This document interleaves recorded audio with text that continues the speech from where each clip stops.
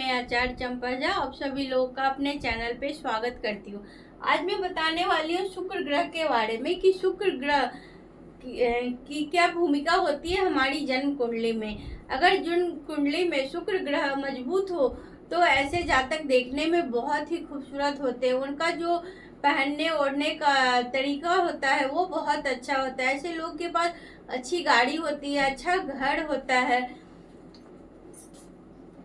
तो आज हम बात करने वाले हैं कि जन्म कुंडली में 12 भावों में से कहीं भी अगर आपका शुक्र बैठा हुआ है तो कैसा रिजल्ट देगा। तो हम लोग सबसे बात करते हैं, शुक्र जो है कि ऐश्वर्य, भोग, विलास, इन सब चीजों का कारक है, परफ्यूम का कारक है। ऐसे लोग को सजने संवरने का, परफ्यूम का, अच्छे ड्रेस का, अच्छे घर में रहना, अच्छा खाना, अच्छा घूमना फिरना, इनका जो फैमिली लाइफ होता है बहुत ही अच्छा होता है। इनका जो पार्टनर होता है वो भी बहुत खूबसूरत होता है। तो आज हम बात करने वाले हैं लग्न में। अगर लग्न में शुक्र बैठा होगा तो क्या फल देगा। लग्न मतलब प्रथम भाव। तो प्रथम भाव में अगर शुक्र बैठता है तो ये मालव्य नाम का राजयोग बनाता है। शुक्र अगर केंद्र में अपनी 100 या उच्च राशि में बैठ करके लग्न में बैठा हो तो ऐसे जातक का जो है कुंडली में मालव्य योग का निर्माण हो जाता है। ऐसे जातक देखने में बहुत खूबसूरत होते हैं। उनका जो ड्रेस कोड होता है, पहनने ओढ़ने बोलने का, इन सब का जो तरीका होता है वो बहुत ही अच्छा होता है। और ये अपनी लाइफ में शॉर्टकट ढंग से पैसा भी कमाना चाहते हैं कि इनको शॉर्टकट ऐसा कौन सा काम करे जिसके कि शॉर्टकट पैसा इनको मिल जाए।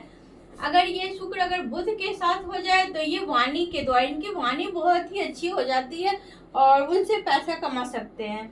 अगर ये चंद्रमा के साथ हो जाए शुक्र तो ऐसे लोग बहुत ही इमोशनल होते हैं। राहु के साथ होता है तो बहुत ही भौतिकतावाद होते हैं। अगर ये शुक्र यहाँ पे केतु के साथ युक्ति बना ले तो ऐसे ही लोगों का जो आध्यात्मिक ज्ञान बहुत ज्यादा होता है। ऐसे लोग ज्योतिष का काम कर सकते हैं। अब इसी तरह अगर शुक्र द्वितीय भाव में हो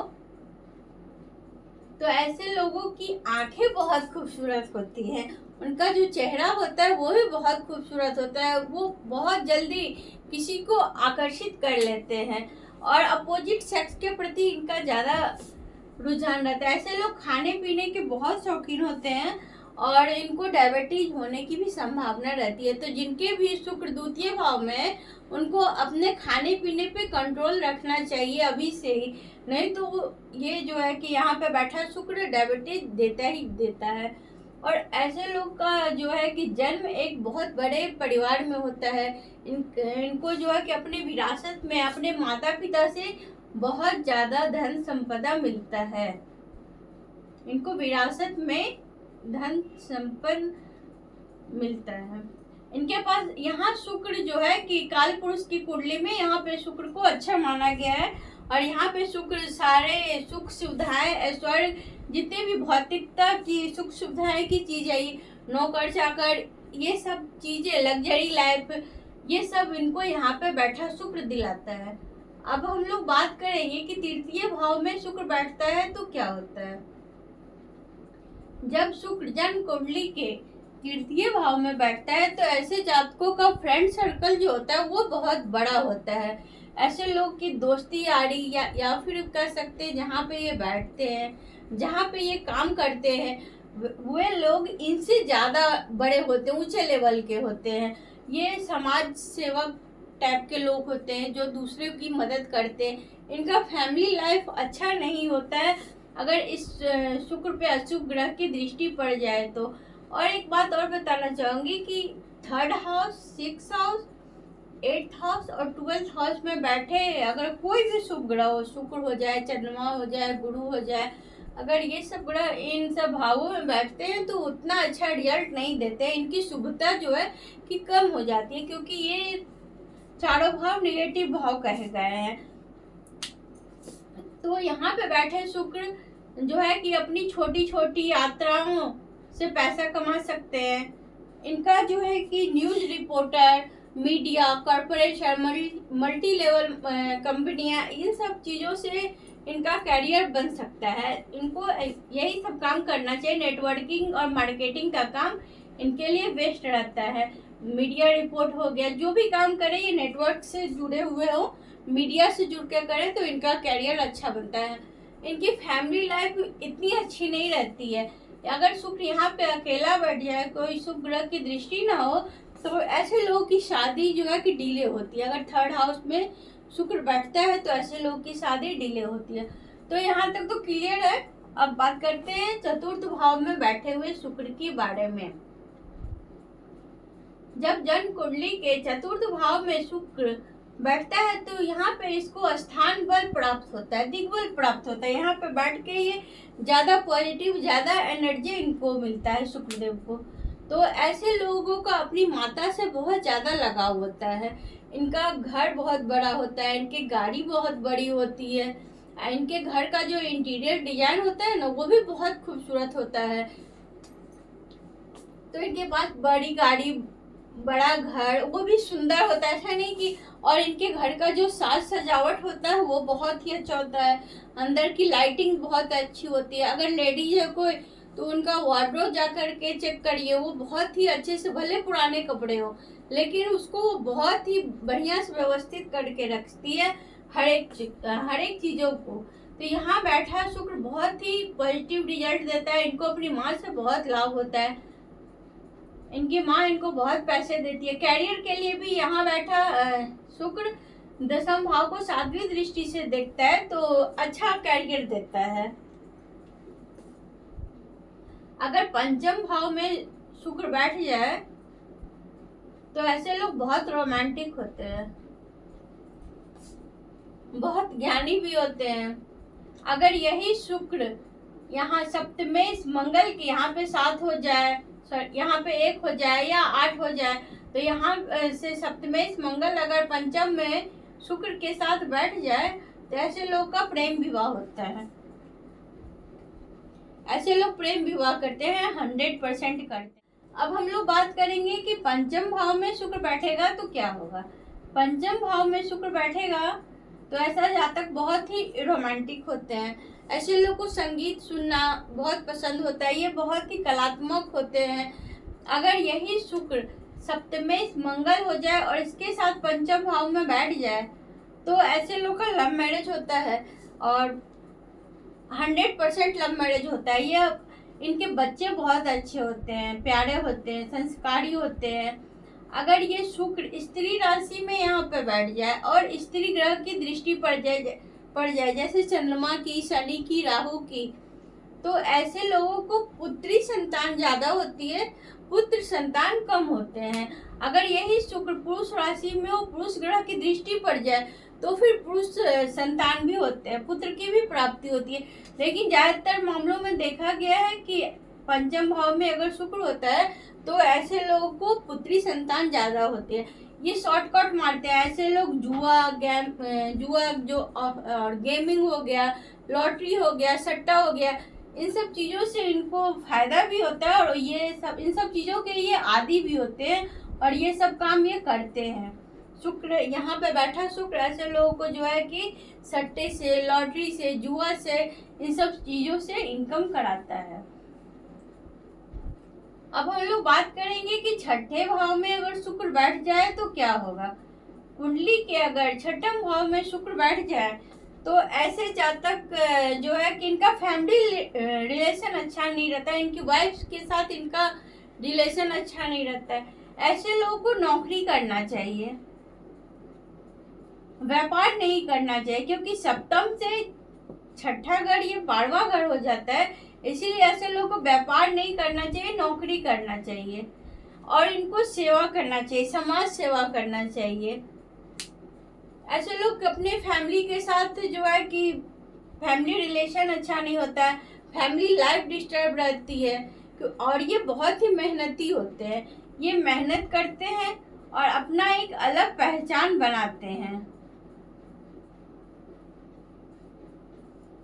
इसी तरह से अब हम लोग बात करेंगे सप्तम भाव में शुक्र के बारे में।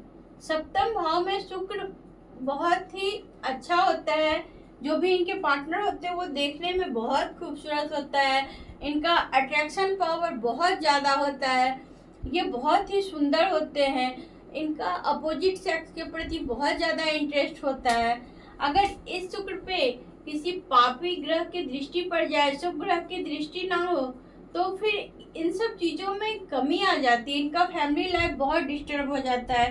कभी कभी अगर यह शुभ ग्रह के साथ हो, सूर्य और शनि के साथ हो जाए, तो कभी कभी ये डाइवोर्स भी दिला देता है यहाँ बैठा शुक्र। तो इस चीज का भी कारक है। तो अब हम लोग बात करेंगे अष्टम भाव में शुक्र के बारे में। अष्टम भाव में शुक्र, अष्टम भाव को गुप्त भाव कहा जाता है। इसका मतलब ये हुआ कि इनका कोई गुप्त रिलेशन हो सकता है, गुप्त इनकम होगा, गुप्त बीमारी होगी। जो शुक्र यहाँ बैठेगा तो ऐसे लोग का गुप्त रिलेशन होता है, एक से अधिक रिलेशन होता है। इनको अपने ससुराल से बहुत ज़्यादा फायदा होता है। इनको शादी के बाद अपने ससुराल से बहुत पैसे मिलते हैं, गुप्त रूप से धन मिलता है। और इनको कोई लंबी बीमारी, गुप्त बीमारी भी होती है अगर कोई अशुभ ग्रह की दृष्टि हो जाए या अशुभ ग्रह की राशि में शुक्र यहाँ पे बैठ जाए। तो इसी तरह हम लोगों ने अष्टम भाव तक समझा शुक्र को। अब बात करेंगे नवम भाव के बारे में। नवम भाव में जब भी शुक्र बैठेगा तो ऐसा जातक धर्म, पुण्य, कर्म की बातें करेगा। ऐसे जातक जो है कि कथावाचक हो सकते हैं, बड़े बड़े कथावाचक होते हैं, प्रोफेसर होते हैं, लेक्चर होते हैं, क्योंकि ये भौतिक गुरु है। इनको भौतिक चीजों का ज्ञान ज्यादा है। सुख सुविधाएं, लग्जरी, ये सब इनके पास बहुत ज़्यादा होता है। उसके प्रति ये आकर्षित भी रहते हैं और ये हमेशा यात्रा करते हैं और लंबी यात्रा करते हैं और धार्मिक यात्रा करते हैं। लंबी यात्रा का मतलब, क्योंकि ये काल पुरुष में गुरु की राशि है, या फिर ये गुरु की राशि में यहाँ पे बैठ जाए या गुरु के साथ संबंध बना ले, तब तो ये बिल्कुल, भले भगवा कपड़ा नहीं पहनते हैं जैसे कि गेरुआ। तो यहाँ तक तो समझ में आ गया कि अगर नवम भाव में शुक्र रहेगा तो भौतिक वाद होगा, भौतिकता का ज्ञान होगा, ये बड़ी बड़ी यात्रा करेंगे, धार्मिक यात्रा करेंगे। अब हम लोग बात करेंगे दसम भाव में शुक्र के बैठने से। अगर दसम भाव में शुक्र लग्नेश होकर के बैठता है या उच्च राशि में होकर के बैठता है तो एक बहुत अच्छा योग बन जाता है जन्म कुंडली के लिए। और ऐसे जातक को अपनी माता से बहुत ही लाभ होता है, या फिर अपनी पत्नी से, बहन से, स्त्री जाति से इनको बहुत लाभ मिलता है। ऐसे लोग बहुत ही एक अलग तरह का इनमें आकर्षण होता है, लोग इनके साथ रहना पसंद करते हैं। जब भी शुक्र यहाँ पे बैठेगा तो ऐसे जातक के पास बड़ी गाड़ी का मतलब 2, 3, 4 ऐसे गाड़ियां रहेंगी। बड़ा घर होता है, 2 से अधिक घर होता है, 2 से अधिक गाड़ियां होता है। और अगर यह शुक्र यहाँ पे अकेले बैठ जाए तो फिर थोड़ा दिक्कत होता है। ऐसे लोगों को बहुत मेहनत के बाद नौकरी मिलता है और कैरियर में सफलता मिलती है। बहुत ही मेहनत करनी पड़ती है अगर अकेला शुक्र यहाँ पे बैठ जाए तो चेक करिएगा किसकी कुंडली में यहाँ पे शुक्र बैठा हुआ है। और ऐसे लोग खर्चा बहुत ज्यादा करते हैं। दसम भाव में शुक्र बैठता है ना तो खर्चालू बहुत होते हैं, खर्चा बहुत करते हैं और इनको मेहनत भी बहुत ही ज्यादा करना पड़ता है अपने कैरियर के लिए, तभी इनका कैरियर सेटल हो पाता है। अब बात करेंगे 11वें भाव में शुक्र के बारे में। अगर जन्म कुंडली के 11वें भाव में शुक्र होते हैं तो ऐसे लोग प्राकृतिक प्रेमी होते हैं। इनकी सारी इच्छाओं की पूर्ति होती है, इनके पास सारी सुख सुविधाएं की चीज होती हैं। और जो इनका व्यवसाय होता है वो फैशन डिजाइनर हो गया, ज्वेलरी डिजाइनिंग हो गई, रत्न के व्यापारी होते हैं ये लोग। और इनके साथ जो है कि लोग रहना, मतलब ये ग्रुप में, ये समूह में सबसे अट्रैक्टिव पर्सन होते हैं। इनकी एक अलग पहचान होती है समाज में। इनका जो संतान होता है ना, इनकी जो संतान होती है वो भी बहुत अच्छी होती है। इनके संतान से बहुत ज़्यादा लगाव होता है और इनके संतान जो है कि इनका नेम फेम, इनकी प्रसिद्धि दिलाते हैं बाद में। अब बात करेंगे 12वें घर में शुक्र के बारे में। काल पुरुष की कुंडली में शुक्र को 12वें घर में उच्च का स्थान दिया गया है। यहाँ पे शुक्र को मोक्ष का कारक भी बताया गया है कि यहाँ पे अगर शुक्र बैठ जाए तो मोक्ष भी दिलाता है केतु के साथ। अगर यही शुक्र यहाँ पे अष्टम भाव में भी अगर केतु के साथ बैठे ना तो बहुत बड़ा तांत्रिक होता है ऐसे लोग। अगर अष्टम भाव में जिनकी भी कुंडली में शुक्र प्लस केतु का योग होता है, ऐसे लोग बहुत बड़े तांत्रिक होते हैं, उनके पास तंत्र विद्या का नॉलेज होता है। अब अगर ये शुक्र 12वें भाव में भी अगर केतु के साथ होते हैं, ऐसे लोगों को मोक्ष की प्राप्ति होती है। शुक्र 12वें भाव में नींद का कारक, ऐसे लोग सपने बहुत देखते हैं, उनको नींद बहुत कम आती है और जागते हुए भी सपने देखते, मतलब इसको बोल सकते हैं कि एक तरह से बहुत सारे लोग सपने देखते हैं जिसको बोलते हैं मतलब ख्वाब देखते हैं, लेकिन पूरा नहीं होता, हकीकत नहीं होता, क्योंकि वो मेहनत नहीं करते। वहाँ पे वो सारी भोग विलास की चीजों के बारे में बस सोचते रहते, करते नहीं है। यहाँ पे बैठ के शुक्र जो है कि बहुत आराम मतलब जातक को बहुत आराम करने वाला बना देता है।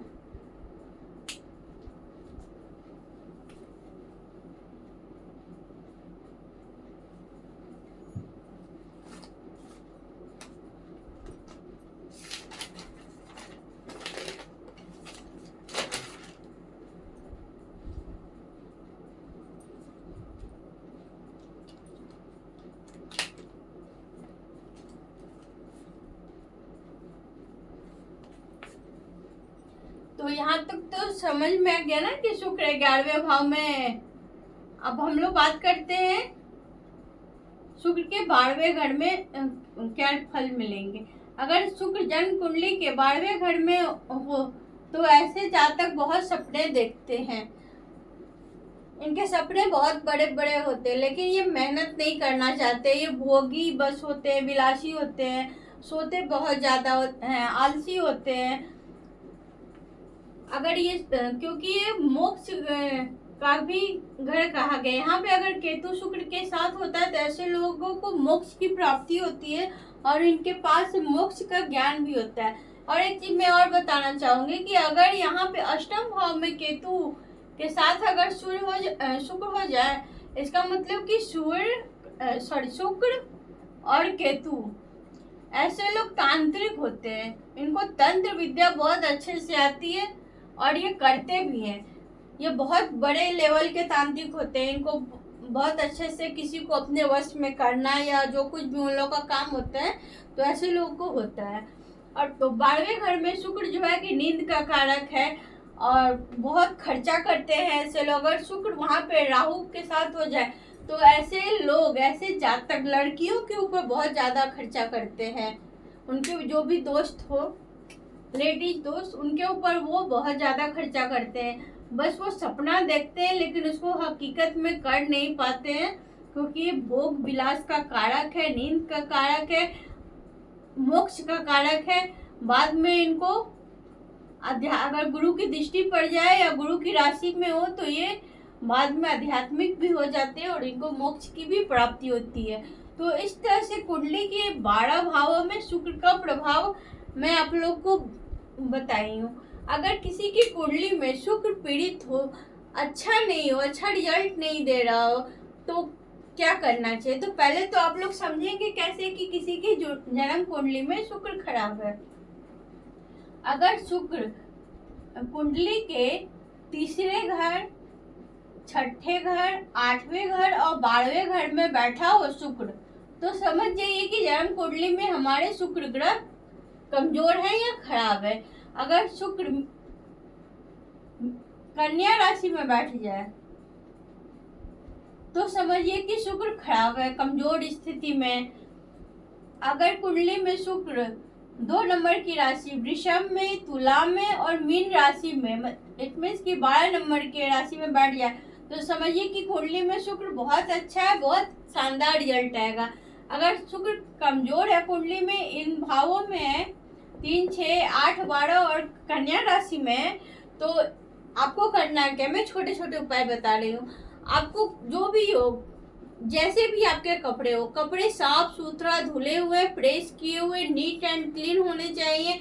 फटे पुराने कपड़े बिल्कुल नहीं पहनना चाहिए और बिल्कुल आप तैयार होकर के रहे। कभी भी ये नहीं कि नाइटी फटा पहन लिया या बेडशीट पुराना बिछा लिया, भले पुराने हो लेकिन साफ फटे चीजों का यूज नहीं करना। सबसे पहला काम तो ये करना है कि साफ सुथरा रहना है, खुद भी और घर को भी रखना है।